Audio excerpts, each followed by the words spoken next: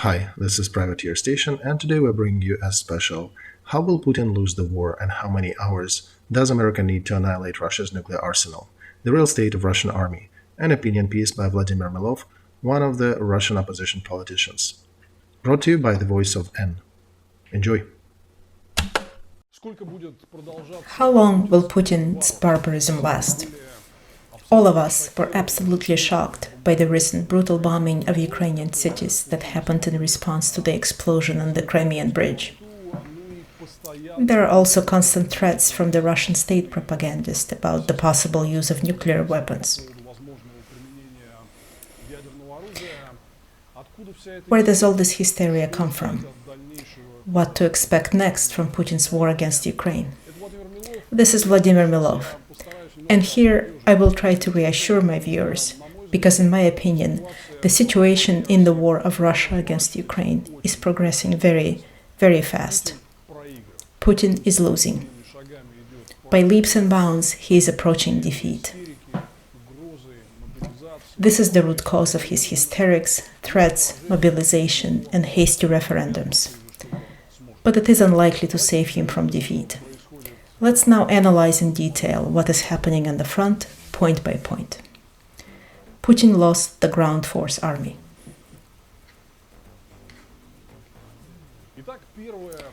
So the first thing that is important to understand about what is happening in the theater of operations in Ukraine is that Putin does not have any ground forces left for today. Yes, exactly that. Do you remember a year ago in the winter at the start of the war? Everyone was talking about the fact that Putin pulled 100,000, 150, 200,000 ground troops to the Ukrainian borders. And the most important result of the last 8 months of the war is that all these troops have been destroyed. This is why Putin, who had delayed the national mobilization for so long, was in the end forced to declare it, because he has no ground manpower left.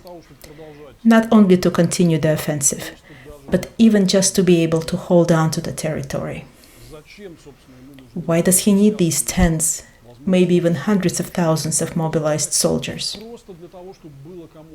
He needs to have someone to defend against the recently begun active counteroffensive of the Ukrainian army. And we see that the ground troops that were referenced in the beginning of Putin's aggression were in fact overstated. It was not the entire Russian army that was well prepared and ready for combat. Far from it. We hear from Russia that they have 700, 800,000 troops. But in reality, take a look at this article by the independent Russian publication Important Stories, titled What's Left of the Russian Army After 7 Months of War. A link to the article below. Their experts assess that there were fewer than 300,000 in the permanent Russian troop units. And the most combat ready among them were the Marines and paratroopers. And that was fewer than 100,000 men.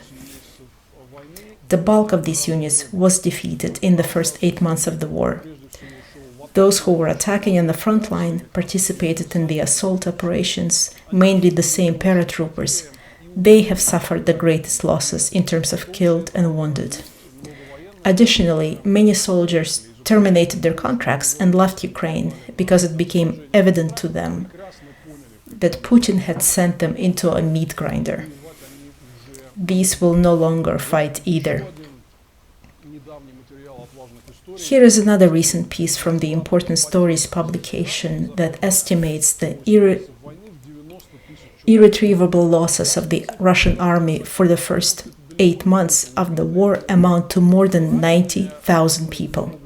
This is not as shocking as it might seem, because this number includes not only those who were killed, but also the wounded and those who can no longer participate in combat operations for health reasons. So although the 90,000 number seems shocking, you have to understand that this figure represents much more than the number of killed soldiers. The fact remains, according to many military experts, there is nothing left of the army that stood at the borders of Ukraine in the pre-war days at the end of February 2022. So Putin now shifted to openly raiding the Russian cities, rounding up people at their office workplaces, in shopping malls. This is his desperate attempt to fill the staffing gaps in the military units because the majority of the Russian forces that attacked Ukraine on February 24th just doesn't exist anymore. They were wiped out. In fact, the goal of the mobilization now is to form a new army for Putin that, as he believes, can fight in Ukraine. But I think we are all well aware that these are absolutely vain hopes, because first of all, the quality of the newly mobilized forces will be exceptionally low. We all know how poorly this mobilization is going, that the authorities are rounding up anyone whom they can get their hands on, those not ready for service, and even disabled people. They are sending men without proper military training straight to the front lines. We already know about the newly mobilized who got killed. They only received pseudo-training for just a few days. I want to say that to prepare a qualified soldier who can handle military equipment and competently conduct battles, especially to prepare unit commanders, their training takes a substantial, long time, many months, and perhaps even years. Of course, none of this applies here when people are literally grabbed on the street and immediately sent to the front. Such manpower cannot be effective in warfare. This way, Putin's main task of this mobilization, to have at least partially combat-ready manpower on the battlefield, will fail miserably. There will be no combat-ready manpower. Therefore, the main conclusion that follows is that Putin will not be able to achieve any military task in this continuing fighting, because such an army can't even defend the territory. Look at all these detailed videos now appearing on the internet. Just search on YouTube for "Russian soldiers are running away," and you see a huge number of clips showing the Russians trying to escape attacks from the Ukrainian troops, who are well-trained, well-armed, with modern Western weapons, and well-motivated, because they have something to fight for. They are defending their land from illegal aggression and occupation by Putin's dark forces. The Ukrainian army has the training, the modern weapons, and the motivation. But these newly mobilized have nothing, not even the basic supplies, which the government is not going to fund. You can, by the way, read my recent article in The Insider, another Russian independent publication, link below, where I describe how Putin is running out of money and not planning to fund his newly formed second ground force army. You see how they're fleeing, and this will continue. So there can be no question of some offensive ground operations. By and large, with one professional army from February destroyed, and with this completely amateur, ill-equipped herd of the newly mobilized, without supplies, without proper training, without combat experience, thrown into the meat grinder, Putin will not be able to carry out offensive operations. He will not be able to hold on to the currently occupied territories of Ukraine. Thus, although in the near future the Ukrainian offensive may slow down a bit due to the slushy road conditions and the winter, nevertheless, Putin has no chance to keep hold of the Ukrainian territories, which he occupies today from Donbass to Zaporozhye to Kherson, and even to the seemingly impossible Crimea. Let's talk about Crimea separately, because I think the most sensational news in the coming weeks and months could be the shift of the main fighting to the territory of Crimea, which Putin legally seized back in February of 2014. Illegally seized. Ukraine today has every chance to regain Crimea. So let me say a few words about how this might happen. Ukraine might start retaking Crimea. In the early stages of the war, the transfer of fighting to Crimea seemed to be unfeasible. In effect, Putin had significantly fortified and militarized Crimea over the past 8+ years. There's a huge number of Russian troops. The Crimean Peninsula is practically cut off from the mainland territory of Ukraine. It seemed an impenetrable fortress, so Ukraine was better off to focus on defending its mainland territories. And there was practically no way for Ukraine to return Crimea in the first months of the war. But now I think many people understand that this is becoming possible. We have observed over the last couple of months very active bombing and sabotage against the Russian military facilities in Crimea, as well as the explosion on the Crimean bridge. Many now started talking about a possible Ukrainian operation to liberate at least part of Crimea from Putin's occupiers. While this is not an easy task, Ukraine today has a real chance. It's being aided by the active offensive of the Ukrainian forces in the south around Kherson and Zaporozhye, which will be soon liberated for the most part. And after that, begs the question of whether Ukraine should begin the offensive operation directly in Crimea. Is it technically possible? The question will be more and more discussed. It seems to me the justification for this is in place already.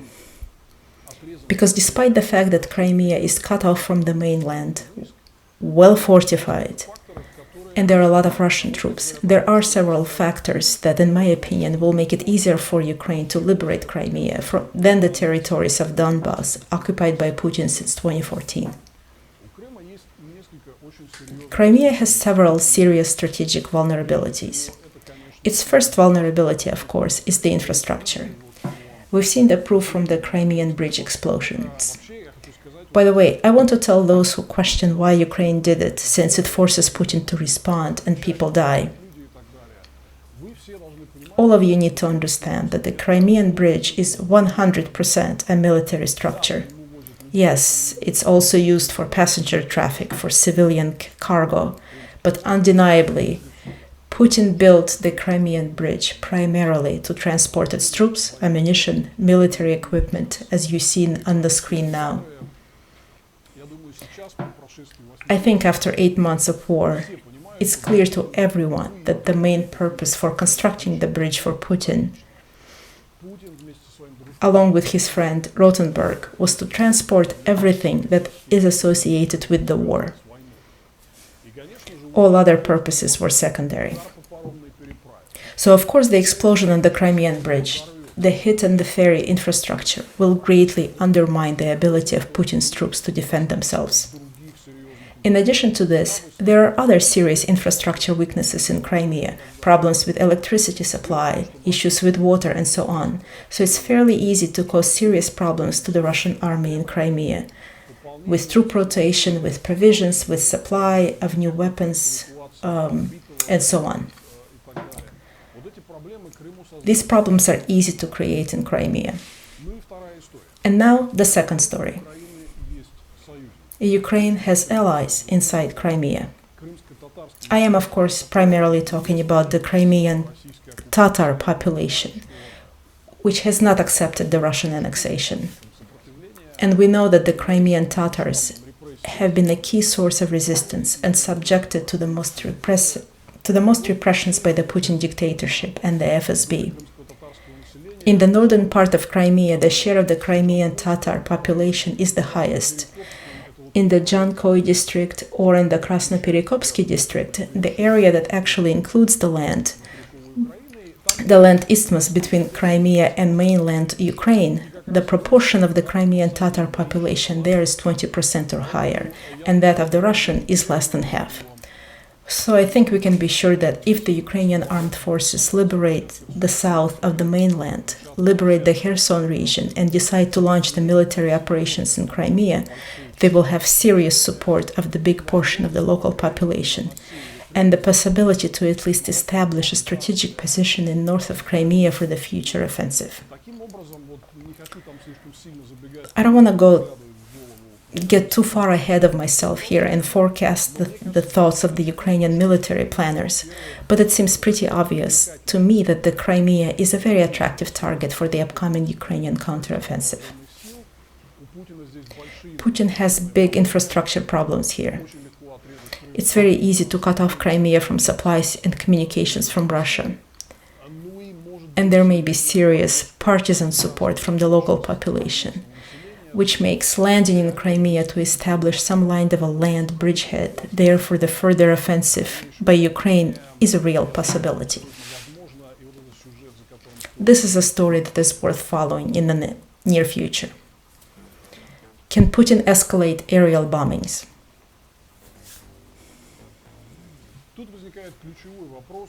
Here arises the key question whether Putin will be able to continue to aggressively respond from the air to the continuing Ukrainian offensive and to the possible operation in Crimea, as we have seen during the recent barbaric bombing of Ukrainian cities that followed the explosion on the Crimean bridge.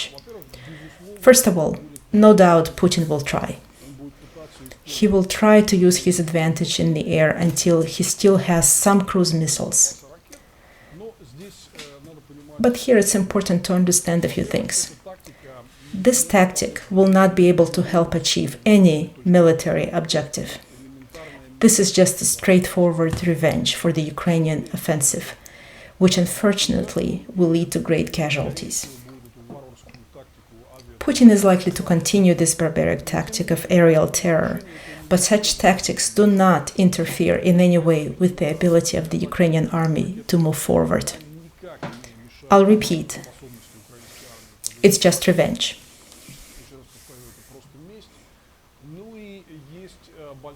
Besides, Putin is having big problems. He's running out of missile supply. Many experts, such as Pavel Luzhin, a well-known military analyst, says that just in case for a special occasion like this, Russia had to hoard for several months those 82 cruise missiles that were unleashed on Ukraine as a revenge for the explosion on the Crimean bridge recently. The stockpile is now squandered.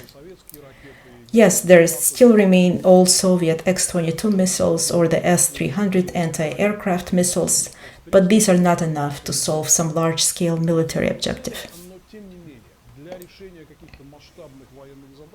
Meaning, there are still missiles available to carry out revenge attacks. But firstly, not enough for a large-scale counteroffensive operation, and secondly, see above, where I said that Putin no longer has any ground troops, not only for advancing immediately following his missile strikes, but even for the basic defense of the occupied territories. His poorly supplied, untrained, unmotivated manpower just flees when the Ukrainians attack. Therefore, yes, Putin will continue to bomb Ukraine from the air. For that, not even hiding his true self anymore, he recently put in charge of his entire military operation in Ukraine this monster by the last name of Surovikin, the man who crushed with tanks 3 brave Russian demonstrators who fought for democracy against the communism revolt in Moscow in August of 1991. He is known specifically as the leader of the Russian military operation in Syria and as the butcher of Aleppo. But he has a rich biography overall, which you can see in the recent video by Michael Naki, link below, who describes in detail Surovikin's barbaric criminal biography. Seeing as Putin has appointed Surovikin as the new head of the whole military operation, roughly makes it clear that his future tactics will be to continue brutally bomb Ukrainian cities in response to the Ukrainian counteroffensive. This is what Surovikin knows how to do. This is the only thing he knows how to do. He became famous for this tactic in Syria, where the Russian space forces bombed everything indiscriminately. Schools, hospitals, whole cities were wiped off the face of the earth. They killed the civilian population. And this kind of man Putin now put in charge of this war in Ukraine. It clearly tells us what to expect next. Nevertheless, Surovikin will face strategic defeat for two reasons, I'm sure. The first reason is that the only thing he can do is to attack from the air, without the other side fighting back. Because in Syria, for example, the opponents of Bashar al-Assad's regime had no air defense, so the Russian pilots bombed the Syrian cities, Aleppo, Idlib, and others, with almost impunity. Here, the situation will be fundamentally different, because in response to Putin's barbarism, the West will accelerate delivery of its advanced air defense systems. We saw that already. The IRIS-T, ATACMS, and other systems quickly went to Ukraine after these latest barbaric bombings in October, so there will be a reliable shield constructed against Surovikin's aggressive aerial missile tactics.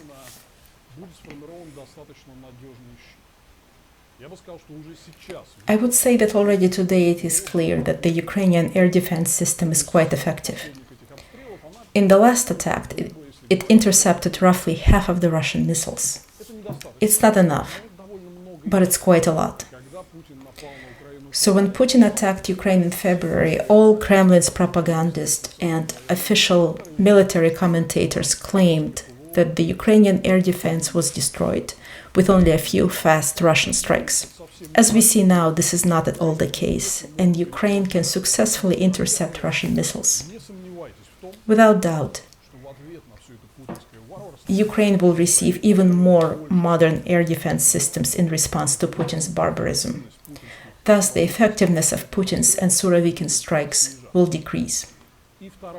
And now the second point. In recent years, when Surovikin commanded the Russian Air Force, I think he convinced himself that massive attacks from the air are enough to win. You don't need to do anything else.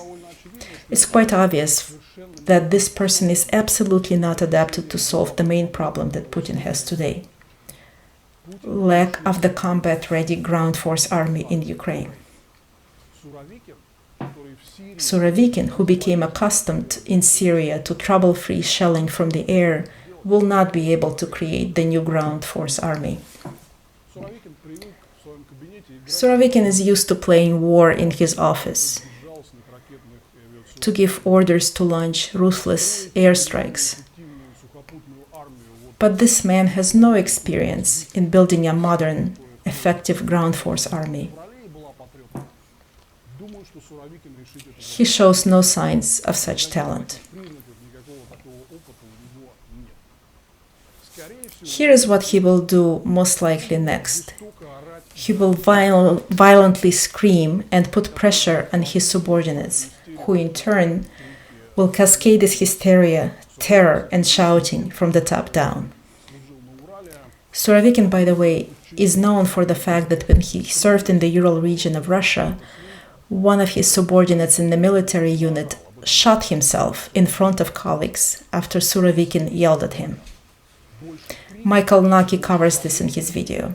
So his style is clear: more yelling, more pressure, more terror. I don't think it will help in any way to bring to its senses the recently summoned, poorly supplied, not combat-ready army that Putin is mobilizing. Screaming is not the solution here. They could have potentially done something if they had approached the situation smarter. Take a pause, start training these troops, and replace the battered soldiers with fresh, combat-ready units. But when they are not capable of fighting, then yelling will not solve anything. That is why Surovikin can expect a severe defeat, more Western air defenses, and less effective missile strikes. There is nothing one can do with untrained, newly mobilized army. I think that General Surovikin, fortunately, will face a harsh defeat in Ukraine. Will Putin use nuclear weapons?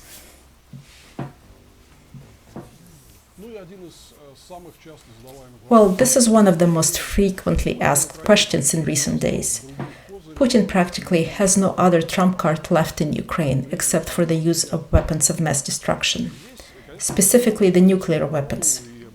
We cannot get inside his head and find out whether he is ready to make such a decision. But what we can do, and I talked about this in detail recently in a stream on this channel, and will repeat a few takeaways here, what we can do is to analyze rationally the possibilities and consequences that will come after certain decisions.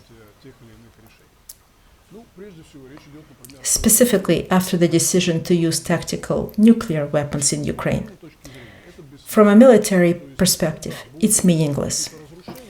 One nuclear bomb will not disable the entire Ukrainian army. Moreover, it will bring a lot of negative consequences for Russia itself.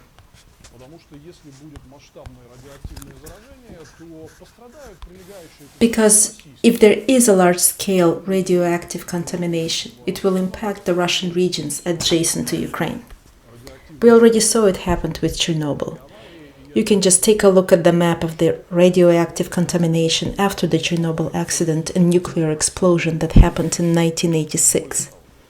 Primarily, the Russian regions were the ones in the contamination zone. Moreover, the problem is that the regions adjacent to Ukraine are the largest agricultural producers in Russia. About 27% of agricultural products and 30% of meat products are generated there. Here you see those regions.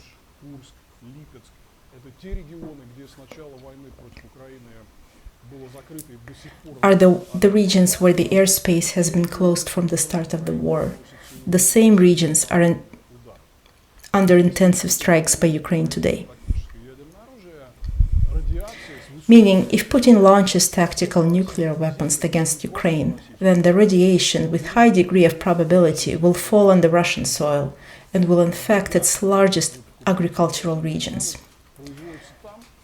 The food that you'll buy in the stores will be produced in the regions that will be most likely contaminated after Putin's nuclear strike on Ukraine.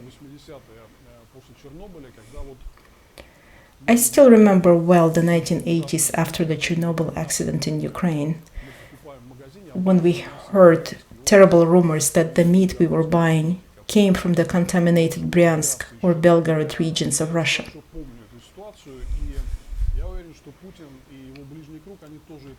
Since I remember this situation very well, I'm sure that Putin and his inner circle also understand that to drop a nuclear bomb on Ukraine is virtually the same as dropping it on Russia.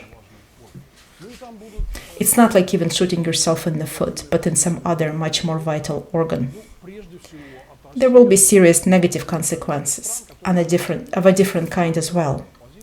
First of all, a large number of countries that today take a neutral stance on Russia, like India, China, Brazil, South Africa, Indonesia, and Turkey, will turn away from Russia. These countries, even if formally do not condemn the Russian aggression and annexation of the Ukrainian territories today, generally do nothing to interfere with Putin. But we can be 100% certain that the use of nuclear weapons will force these remaining large countries to take a tough, negative position toward Russia. The situation at the international level will change a lot. We also hear some statements that are most likely supported by concrete plans. The statements that, in the event of the use of the nuclear weapons, NATO will physically respond. Considering the battered state of the Putin army and its depleted missile stock after 8 months of war, NATO's military response will be a very, very serious blow to Putin.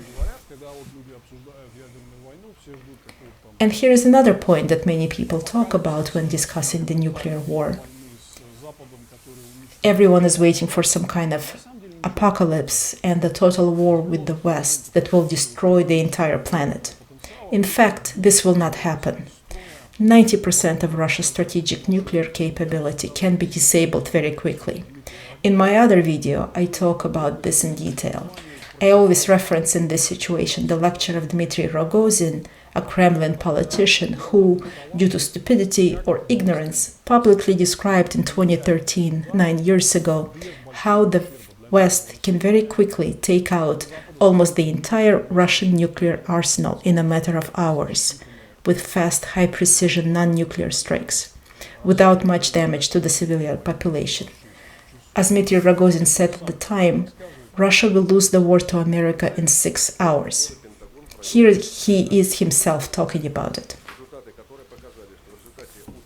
At the end of last year, the Pentagon conducted a computer simulation which showed that a strike of 3,500 to 4,000 high-precision weapons can almost completely destroy infrastructure of a large and highly developed country in 6 hours. And this country will lose the ability to resist. Obviously, if such a strike to be inflicted on our country, then the main target of the aggressor will be our strategic nuclear weapons. According to the US expert assessment, such strike could destroy 80 to 90% of our nuclear capability, while the impact to the civilian population will be minimal. The Western experts deduce that although Russia will still have the capacity to deliver a nuclear strike in response, its military political leadership would be unlikely to take advantage of it, because the remaining arsenal will no longer be able to cause significant damage. But in the event of a retaliatory strike, Russia will suffer colossal losses. Tough months ahead, but Putin will lose.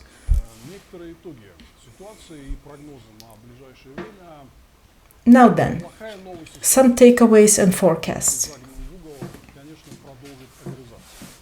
The bad news is that Putin, being cornered, will certainly continue to snarl, and very ruthlessly, as we saw during the recent brutal bombing of Ukraine, attacking civil infrastructure and civilians, with massive destruction of residential buildings, mass killings, strikes on playgrounds, and so on. I think Putin's response will be cruel because of his strategic defeat, the fact that Ukraine is advancing, liberating its territories, but Putin's army is fleeing. Unfortunately, we already learned that about Putin, studying him over the years. Therefore, we should expect tragic, dramatic news from the front line with Ukraine in the coming months. But there are also good news. No one takes Putin's tantrums seriously anymore. Everyone understands perfectly well that he's shown all his cards at the same time. The mobilization, the hasty referendums to annex more territories, barbaric bombing of Ukrainian cities, which we have not seen since the first days of the war, and the threat to use nuclear weapons. All this hysteria sends one very clear signal. Guys, I'm not doing well. I'm getting pounded. I'm forced to flee from the battlefields, abandoning the occupied Ukrainian lands. In the coming weeks, Putin is likely to flee even faster. Ukraine will be even more effective in liberating its land. Putin's reaction, of course, will be very tough. So here we will experience swings between good news that will inform us that Putin is losing rapidly and Ukraine is regaining what is lost. And the bad news, tragic news of atrocities, of new strikes, new victims. The ending to all this will be satisfactory. Putin loses. Ukraine liberates its territories. Putin's strategic defeat will be great news for Russia, which will open the road to freedom from this barbaric, totalitarian regime, and for the whole world. I think this is not only the matter for Russia and Ukraine. but this concerns the whole democratic world order. Lessons from Putin's aggression will shape the global politics for decades to come. I am confident that the free world will do everything to ensure that such aggression never repeats. Nevertheless, we should expect several tough months. There will be many tragic news. This should not stop us. We must continue to support the struggle of the free world against barbaric aggression in the style of the Dark Ages, with genocide, war crimes, and all that Putin is committing. We should be against this. The whole free world in unison must strive to defeat Putin as quickly as possible. I am sure this will eventually happen. I think that the way the war is going will not bring anything positive for Putin in the next several months. His army will continue to run away and to leave behind the illegally occupied territories. The faster, the better. There is no place for the occupiers in Ukraine. The end of the war will also hasten the end of Putin and the liberation of our beloved Russia. This was Vladimir Milov. We will continue on this channel to bring you the most important news from the front lines and other important events that take place in Russia and the world. Thank you for your subscriptions and contributions. See you soon.